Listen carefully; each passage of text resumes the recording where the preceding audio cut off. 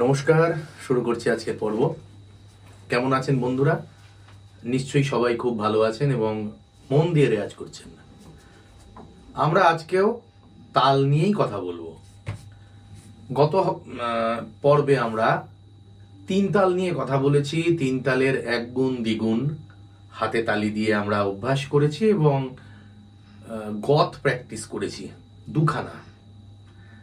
সেগুলো হয়েছে তো? সেগুলো আপনারা যারা দেখেছেন, আমি কিন্তু আশা করব সেটাকে শুধু দেখার মধ্যে সীমাবদ্ধ না রেখে সেটাকে তুলুন, সেটাকে তবলা চালিয়ে একটু হাতে তালি দিয়ে অভ্যাস করুন। তালে পাকা হবার জন্য, তালে দখল আনার জন্য ভীষণ ভালো অভ্যাস এগুলো। আমরা আজকে কথা বলবো রূপক তাল নিয়ে। 7 মাত্রা। তিন তাল যেমন 4-4-4-4 ছন্দে বিভক্ত, 16 মাত্রা, 4টে বিভাগ।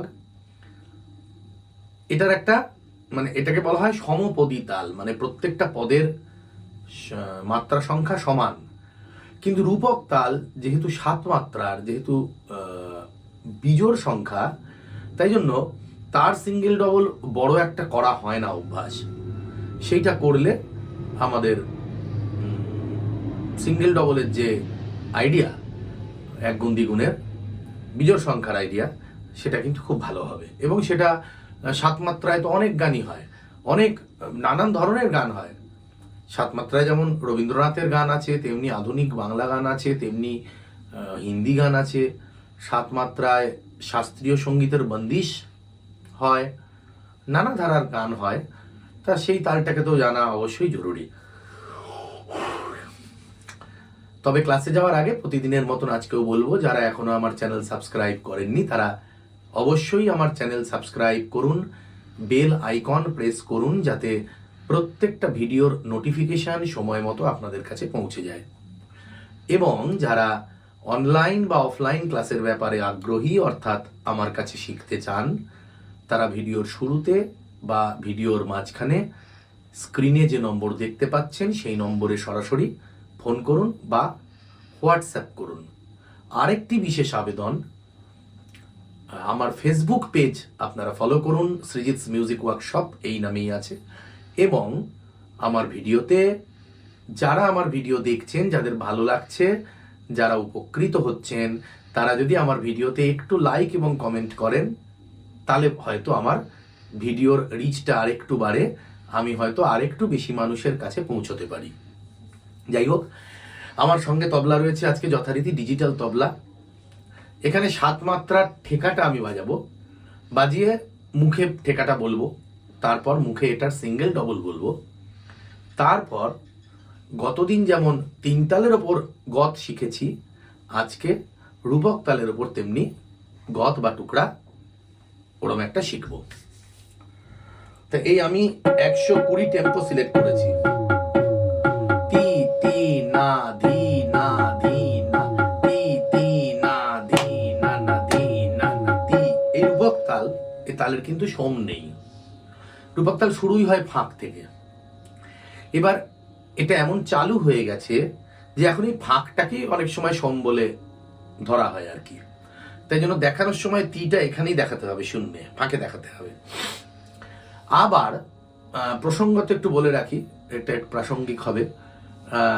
ওই সমান 7 মাত্রার সংখ্যায় তিতিনার বদলে যদি ধি ধি না করি, তাহলে ওটা তেওড়া তাল হয়। সেটা আবার সোম থেকেই শুরু হচ্ছে। তাহলে তিতিনা, একটা তিতিনা ফাঁক থেকে রূপক, আর ধি না হলে সোম থেকে। আরেকটা কথা বলা জরুরি, যে এই তেওড়া তালটা কিন্তু তবলার তেওড়া। পাখোয়াজের তেওড়া, তার ঠেকাটা আবার আলাদা। ধা দিন তা তে টেকা তা গাদি ঘানে। পাখোয়াজ যেহেতু একটু ভারী আওয়াজ, তাই এই ধরনের বলবানি তে টেকা তা গাদি ঘানে, এইটা এগুলো পাখোয়াজে হয় আর কি। যাই হোক, এটা এখানে প্রযোজ্য নয়, কিন্তু কথার প্রসঙ্গে এলো বলে দিলাম। আমি এখানে 120 মাত্রা সিলেক্ট করছি।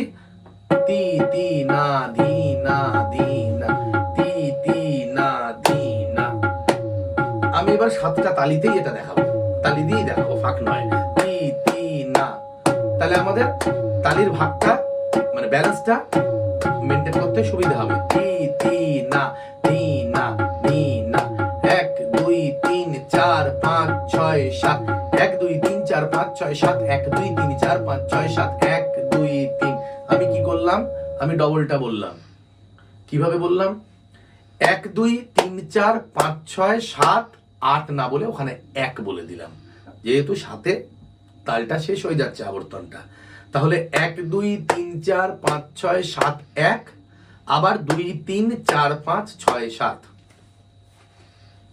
তি তি না তি না তি না, 1 2 3 4 5 6 7, 1 2 3 4 5 6 7, তি তি না তি না তি না, তি তি না ধি না ধি না তি তি না ধি না ধি না, তি তি না ধি না ধি না, তি তি না ধি না ধি না, তি তি না ধি না ধি না। এই অভ্যাসটা করতে হবে আমাদের। তাহলে প্রথমে এটা খাতায় লিখতে হবে আগে পরিষ্কার করে, তি তি না ধি না ধি না। তারপরে ডবল, তি তি না ধি না ধি না, তি তি না ধি না ধি না। এটাকে যদি কর গুণে করি তাহলে তি না ধি না ধি না, তি তি না ধি না। ডবল, তি তি না ধি না ধি না, তি তি না ধি না ধি না, 1 2 3 4 5 6 7, 1 2 3 4 5 6 7, 1 2 3 4 5 6 7। এই হলো রূপক তালের সিঙ্গেল এবং ডবল 7 মাত্রার 1 গুণ এবং 2 গুণ। খুব ভালো করে এরকম তবলা চালিয়ে, এখন তো ফ্রি অ্যাপস পাওয়াও যায়, সেরকম ফ্রি অ্যাপস একটা নামিয়ে নিন, বা নতুবা ডিজিটাল তানপুরা তবলা সেটাও কিনে নিতে পারেন। চমৎকার কাজে দেবে এটা। আচ্ছা, এইবার আমি সেই গতটা বলবো। আমরা গত সপ্তাহে 3 তালের উপর একটা গত শিখেছিলাম, সেটাকেই কি করে 7 মাত্রায় কনভার্ট করা যায় আমি সেটা বলবো। গত সপ্তাহের গতটা কি ছিল? ছিল দিন দিন তেটে তেটে ঘেঘে তেটে গাদি ঘানে তাকিতে ধা আনে ধা, তেটে কাতা গাদি গানে ধা কাতে ধা, তেটে কাতা গাদি গানে ধা কাতে ধা, তেটে কাতা গাদি গানে ধা কাতে ধা। এই ছিল আমার গত সপ্তাহের 3 তালের গত। এবার রূপকে কনভার্ট করতে গেলে এটা দেখুন, আমি গুণে দেখাচ্ছি। বলতে হবে দিন দিন তেটে তেটে ঘেঘে তেটে গাদি ঘানে তাকিতে ধা আনে ধা, তেটে কাতা গাদি গানে ধা, তেটে কাতা গাদি গানে ধা, তেটে কাতা গাদি গানে ধা। এই হচ্ছে আমার 7 মাত্রার সার্কেল। আমি এটা এখানে বলবো এখন। তি তি না দি না দি না, দিন দিন তেটে তেটে ঘেঘে তেটে গাদি ঘানে তাকিতে ধা আনে ধা, তেটে কাতা গাদি গানে ধা, তেটে কাতা গাদি গানে ধা, তেটে কাতা গাদি গানে, তি তি না দি না। এবার তালে দিয়ে বলবো, দিন দিন তেটে তেটে ঘেঘে তেটে গাদি ঘানে তাকিতে ধা আনে ধা, তেটে কাতা গাদি গানে ধা, তেটে কাতা গাদি গানে ধা, তেটে কাতা গাদি গানে ধা। ব্যাস এইটুকুই, আমরা ছোট ছোট করেই শিখব।